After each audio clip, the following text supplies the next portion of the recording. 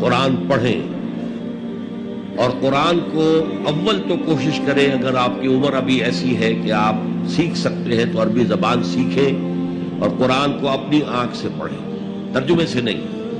ترجمہ second hand knowledge ہے، ترجمہ جب آپ پڑھ رہے ہوتے ہیں تو مترجم کی آنکھ سے قرآن پڑھ رہے ہوتے ہیں، اپنی آنکھ سے نہیں، وہ سیکنڈ ہینڈ نالج ہے۔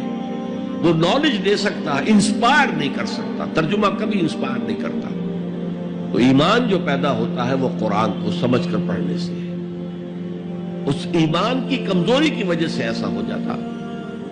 اچھا یہ بھی ہے کہ بعض طبائع جیسے کوئی جسمانی طور پر بہت قوی ہے، بعض جو کمزور ہیں پیدا ہی لاغر ہوتے ہیں اور پھر ساری عمر لاغر رہتے ہیں۔ ایسے ہی اندر سے انسان کے اندر جو قوت ارادی ہے وہ بھی بعض کی مضبوط ہوتی ہے، جو فیصلہ کر لیا ڈٹ گئے۔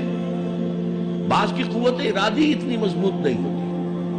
مثلا بعض لوگ سگریٹ چھوڑنا چاہتے ہیں، نہیں چھوڑ سکتے، 8 مہینے 10 مہینے، پھر اس کے بعد جو ہے وہ دوبارہ عود کر گئی۔ تو یہ وہ ان کی جو ول پاور ہے، اسٹرینتھ آف ڈٹرمینیشن، وہ کم ہے۔ تو اللہ نے ان کے لیے بھی فرمایا توابون خطاؤون کل بنی آدم خطاؤون، اور خیر الخطائین التوابون، تمام انسان انتہائی خطا کار ہیں، ان خطا کاروں میں وہ ہیں جو توبہ بہت کرتے ہیں۔ اور ایسی حدیثیں موجود ہیں کہ جس وقت آپ نے توبہ کی، ایک دفعہ اس عمل کو چھوڑنا لازم ہے، اس وقت یہ ارادہ ہونا چاہیے کہ اب دوبارہ نہیں کروں گا، اس وقت دل کے اندر جو ہے پشیمانی ہونی چاہیے۔ اور اگر وہ حقوق و لباد کا گناہ ہے تو یا تو جس کا پیسہ مارا ہے اس سے معافی حاصل کرے یا کمپنسیٹ کرے، اس لیے کہ حقوق و لباد کے جو معاملات ہیں وہ اللہ معاف نہیں کرے گا، اپنے حقوق کو معاف کرنے میں وہ بہت سخی ہے۔ اس کے بعد آپ کچھ عرصے کے بعد پھر گناہ ہوئے، پھر توبہ کریں، پھر گناہ ہو جائے پھر توبہ کریں، جڑے رہیں اللہ کے ساتھ۔